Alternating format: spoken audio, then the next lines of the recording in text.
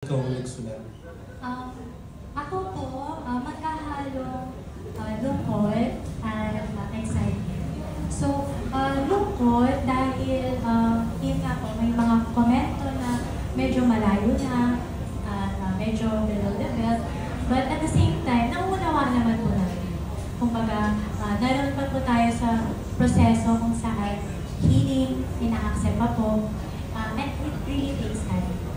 At excitement naman po sa part na dahil part po ako ng script, so aware po ako kung ano po yung mga magiging eksena and binabahagi po nila sa akin yung mga shooting, taping, shots, ganyan. At sa puntong yun, lagi ko po naiisip, kailangan din po natin unawain yung mga readers and yung mga fans na nag-aabang kung bakit nagiging ganoon yung sentimento nila kasi wala po silang kumbaga idea kung ano po yung nangyayari behind the scene. Wala naman pong humiikot ng mga leaks or nag-leak yung script, yung ganyan. Kumbaga, looking forward po ako sa magiging result ng pinaghirapan po nila direct at ng cast. Dahil tiwala din naman po ako na ginagawa po nilang lahat. Kumbaga, ramdam ko po yung passion nila sa proyektong ito at sa oras na ma-release na rin po yung series, ayun po, kumbaga, excited din po akong ibahagi sa inyo yung pinaghirapan din po. Sobrang, kumbaga, yung time na sinusulat ko po yun, tapos ngayon napapanood na natin, kahit teaser pa lang, kahit kamunti pa lamang.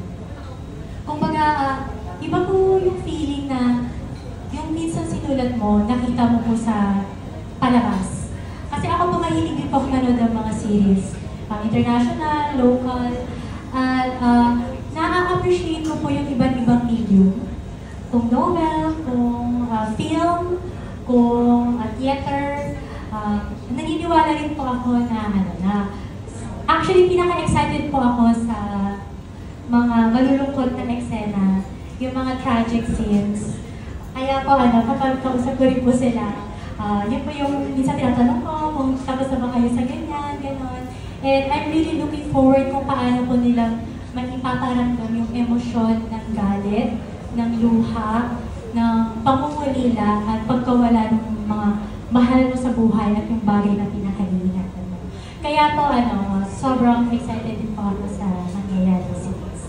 Ang tanong ko, ano yung mga na-appreciate mo yung na-collaboration dito sa mga director, sa writer, and then sa mga cast doing this series para sa Viva One? Una-una po, gusto ko pong balikan yung feeling noong nag-meeting po kami sa Zoom. And first time ko po ma-meet si Direk and pati po ang mga writers.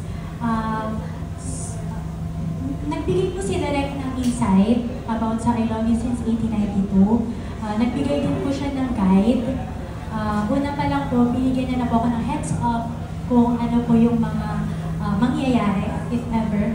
At yung time na yun, pakiramdam ko po, isa sa mga dahilan din, kaya po ako nag-yes. Dahil nakita ko po yung passion kay Direk at sa writers that time nung nasa meeting po kami, na mahal po nila yung story, na binasa po nila, na marami po silang nakitang mga bagay na gusto rin po nilang ibahagi sa mga manonood. At naroon din po yung appreciation sa kasaysayan natin, na bihira lang din po matalakay ngayon. Sa pamamagitan po ng isang kwento, bukod sa nasusubaybayan po natin yung pag-ibig sa tao, pag-ibig sa bayan, pag-ibig sa pamilya, pag-ibig sa kaibigan, nasusubaybayan din po natin yung unang panahon kung saan hindi po patay ang nararanasan ng lahat. Doon ko po naramdaman na parang magkakapareho po kami ng pangarap na magawan po ng isang series, ang isang kwento na nagpapahayag po ng damdamin Pilipino. At sa writers naman po, hanga po ako sa kanila kasi ako po yung tipong mabagal magsulat, pero sila po sobrang bilis. At bukas meron na po silang draft. The next day meron na pong draft. paragraph 2. Nakita-kita ko po yung respeto po nila sa material kasi kahit po yung mga linya na naroon, kuha-kuha po sa book. Ako pa nga po minsan yung nag-akas kung pwedeng baguhin na lang. Ganyan. Kasi po yung nasa Wattpad po na sinulat ko ay may mga wrong grammar, kahit sa Filipino. Ayun po, ako pa po yung nag-aas sa kanila. And sila po, gumagawa rin po yung writers ng research sa mga simpleng bagay, sa kung meron na bang ganitong term noon, kung meron na bang ganitong sakit noon, gano'n.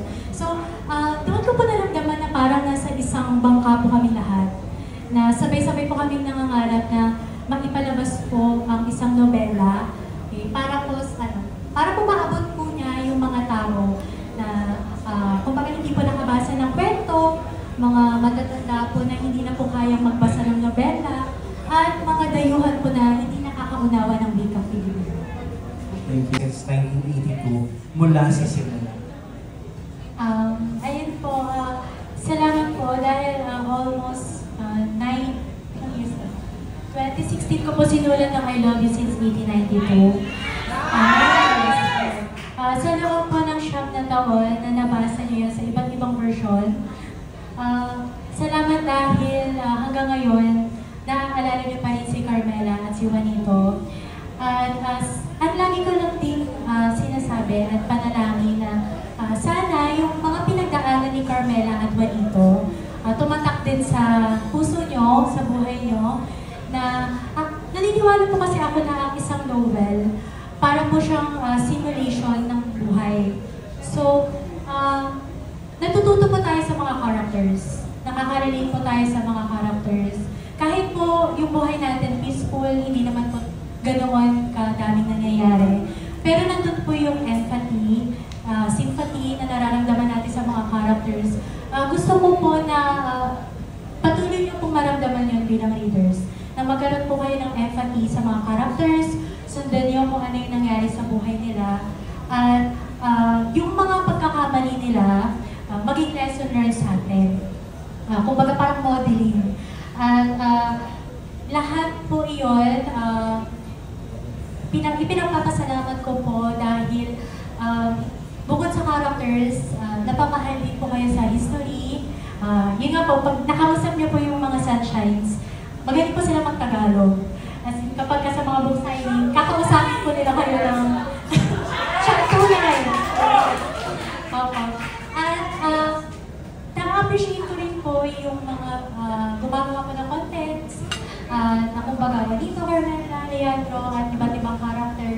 Kumbaga, dinadala rin po ng kwento, yung pakiramdam po nila na mahalin po yung kasaysayan natin, yung kultura natin, at yung tradition. Kaya, sana patuloy niyo pong mahalin ang historical fiction. Hindi lang po ang I Love You since 1892, pati po ang mga nobela na nasa historical fiction genre. Thank you. Congratulations.